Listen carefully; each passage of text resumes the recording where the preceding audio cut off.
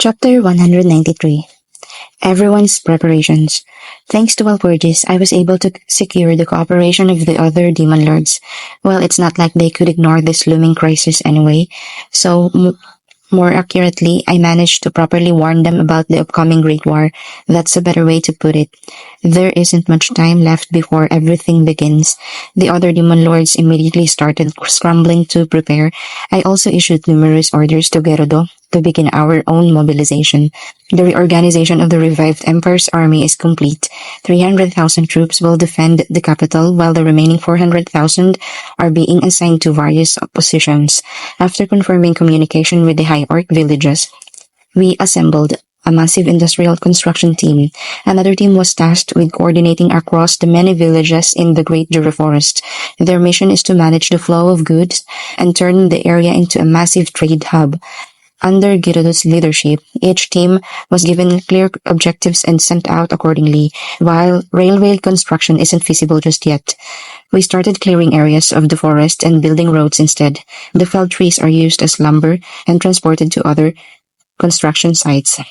This is a huge undertaking. Normally, something that would take years, but we've launched it all at once. The Great Jura Forest quickly came alive with activity. Among all our tasks, the top priority was establishing transit gates. I prioritized setting them up so we could rapidly deploy troops in case of an emergency. The longer the distance, the less mass can be transported at once. So for those without magical ability, we plan to use magic stones infused with energy to allow travel. That said, for now, the focus isn't on perfection. What we need is functionality, gates that work well enough for the coming conflict. Just having the destination coordinates is enough to travel. Using the gates drains a bit of magic power, but not fatally. Even long-distance travel doesn't pose any real danger. Ordinary soldiers won't be using the gates anyway, only elite units. We set up one gate in each major city. With the help of the Empire's seasoned magicians, I issued strict orders to get the gates in the cities ruled by demon lords operational. Gerudo, despite their enormous workload, seemed thrilled just to receive orders from me. Far from unhappy, he was motivated and working with enthusiasm. About 100 of Gerudo's direct subordinates had their stomachs expanded, making the transport of materials efficient. They worked at a speed that could shame modern technology. If you viewed the Great Jura Forest by satellite, you'd see visible progress every day. I even saved aerial images of our work in a recording orb to use for future research. Gerudo has proven himself to be an invaluable asset.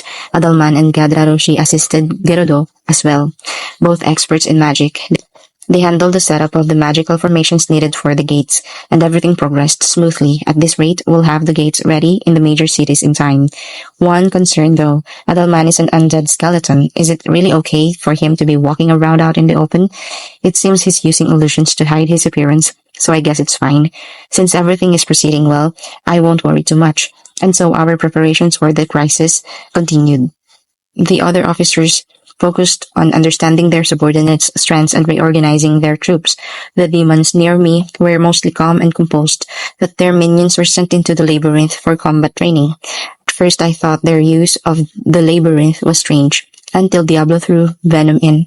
Soon the others followed. Venom is currently being dominated by Apito, Zijin's subordinate. Apito seems to be the one who usually dishes out punishment, as expected from one of the labyrinth's top 10. Apparently, Venom passed Albert's floor and ended up on Apito's, since Albert was too busy enjoying a duel with Agera. Agera may be lower in noble rank, but her sword skills are top tier. With Hakuro involved, the battles turn into masterclass displays of swordsmanship. It's become common knowledge that those who train in the labyrinth hone their skills to an elite level. Even I'm tempted to secretly join the training. Back to Apito. She doesn't seem to understand the idea of holding back. She's terrifyingly thorough. I can only hope the demons she's training survive the ordeal. For reference, here's Apito's current status. Name, Apito. Species, insect, model, devil. Divine protection, great demon lord's blessing. Title, insect queen. Ultimate skill, queen of worship, Valkyrie. Abilities, thought acceleration, demon insert birthing, demon insert domination, ultra speed movement, space control, multi-layered barrier. Skills, magic perception, heat perception, swarm command, lethal attack, resistances, pain immunity, physical attack resistance, natural elements resistance, abnormal status resistance, mental attack resistance. Honestly, she's on a level that ordinary adventurers could never defeat. A powerhouse capable of taking on old generation demon lords. Benimaru, meanwhile, wanted to re-evaluate his skills and had a private room built in the labyrinth. He's sparring with Zoe, likely undergoing high-level training under Seal Sensei's guidance. Ranga is sticking close to Gupta and seems really happy, but Gupta looks kind of exhausted every day. Maybe it's just my imagination. I'll assume they're getting along and cheer them on from afar. Gupta, may happiness find you. Gabil is training his high-speed flight and high-speed movement with his fellow wyverns.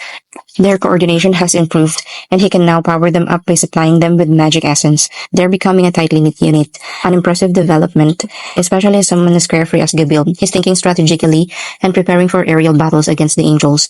I'm honestly impressed. I look forward to seeing the results of his efforts. Meanwhile, Kumara has challenged Zijun out of pride. Even though she guards the 90th floor, Zijun, who guards the 80th, is stronger, which seems to bother her. Unfortunately for her, she's not holding up well. Then again, Zijun is less a guardian and more like a transcendent overseer. After leaving the 80th floor, in Apito's hands, I shifted focus to the larger picture, overseeing the entire labyrinth. Once the Great War begins, protecting Ramirez becomes a top priority. As our most critical asset, she must be stationed at the heart of the labyrinth, the safest and most defensible location. With Beretta acting as her adjutant, I had no concerns on the administrative side.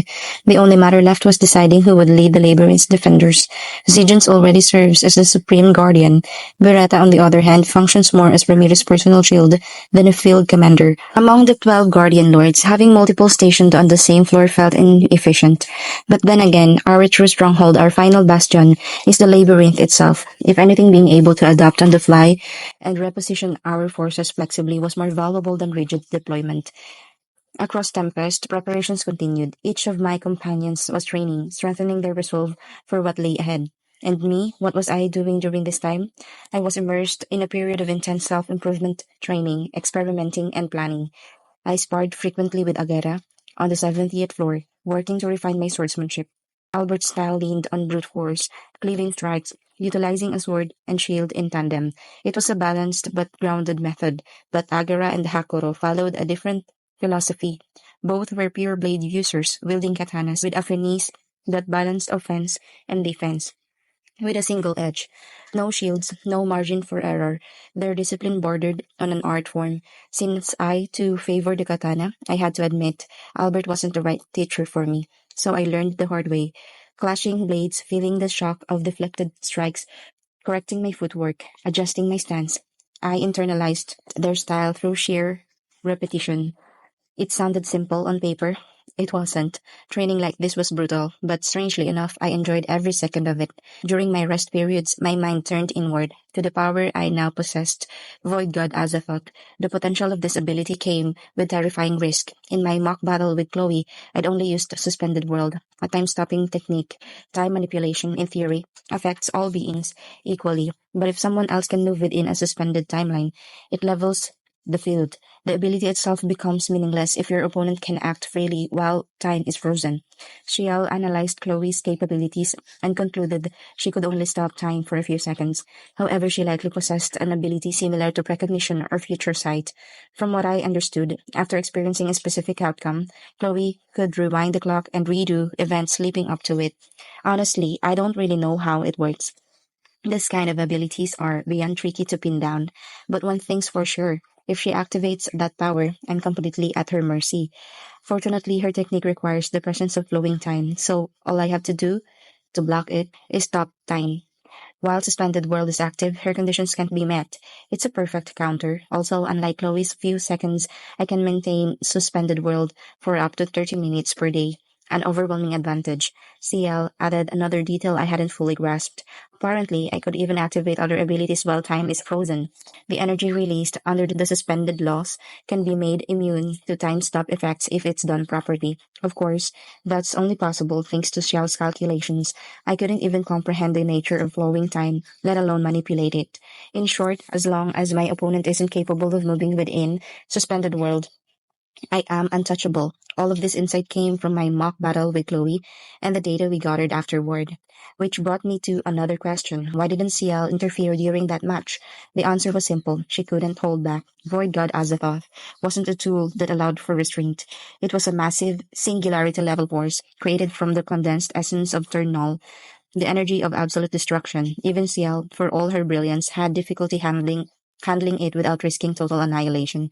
When we tested basic magic using that energy, just a simple fire spell, it triggered an explosion that devastated the testing grounds. Good thing it was within the labyrinth's reinforced labs. Otherwise, let's just say we'd be down a few floors. Now Shell is cheerfully analyzing the ability, refining control parameters. And me, I've been running battle simulations in my mind. Against Chloe, assuming she wasn't holding back in our previous match, I had a 90% chance of victory. That is, unless I restricted myself to swordplay alone, then my odds dropped below 30%. Clearly, I have still got a long way to go with the blade. As for Guy, I didn't have enough data without seeing him fight seriously at least once. Any prediction would be pure speculation, and chances like that don't come easily. By the way, in the hypothetical 1v3 Chloe versus Diablo, Zijian, and Benimaru, the odds favored us barely, around a 90% chance of victory, only if they fought strategically, head on without preparation, total defeat, guaranteed. In war, there's no such thing as fair or unfair, only smart and dead. Still, just how strong is Chloe? Depending on the matchup, she might even be stronger than Guy. Well, assuming Guy can't move within suspended world. That's how I've been spending my time preparing, training, and calculating. Meanwhile, Dagrawal stood atop the cliffs, silently surveying his land. Until yesterday, Demon Lord Rimuru's men had been hard at work, establishing the transport gate. He'd watched them work with quiet admiration. Their discipline, their efficiency, it was remarkable. Just this morning, the construction was completed. The commander, a stout warrior named Gerudo, along with his engineers, had departed soon after, leaving behind a marvel of modern magical engineering. Dagrawal looked over the stone-based platform. Beneath its heavy lid lay a hollow chamber, likely prepped for further enchantments. Even in its current form, it was a masterpiece. To create something like this for public use, just how far ahead is Rimuru thinking? He found himself genuinely impressed. Rimuru had envisioned a future he himself never could have imagined. But before he could dwell deeper in his thoughts, a voice called out from behind. There was no presence, no warning, just sudden speech, as though the words were waiting to exist. Yo, Daggerwell, it's been a while. Glad to see you're still breathing. The voice was casual, almost friendly, but Daggerwell's instinct screamed otherwise. Let's not waste time. I'll be blunt. First, I need confirmation. Are you still one of my servants? He didn't turn. He didn't flinch. He simply accepted the inevitable. So it's finally come to this, he thought. He'd suspected as much ever since Dino turned traitor. That fool never had the resolve to betray the octogram on his own. Someone had given him the order, and only one being held that kind of authority. The one exalted as a god. Yes, without question, my master, Dagrawell replied.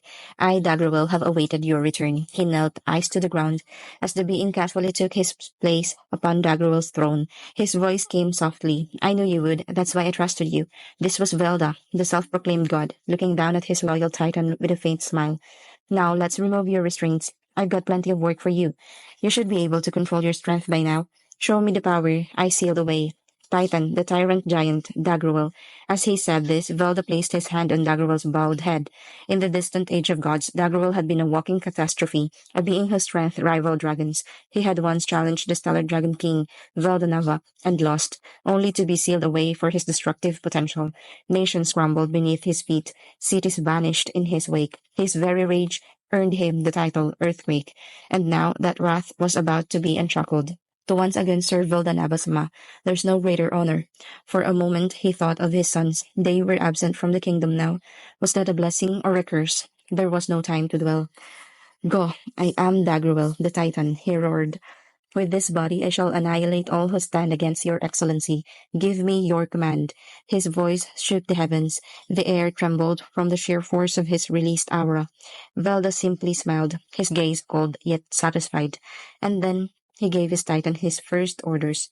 Ian, this is my first time editing, so please let me know if I missed something. Constructive criticism can only improve things. One male albedo XT. End of chapter 193.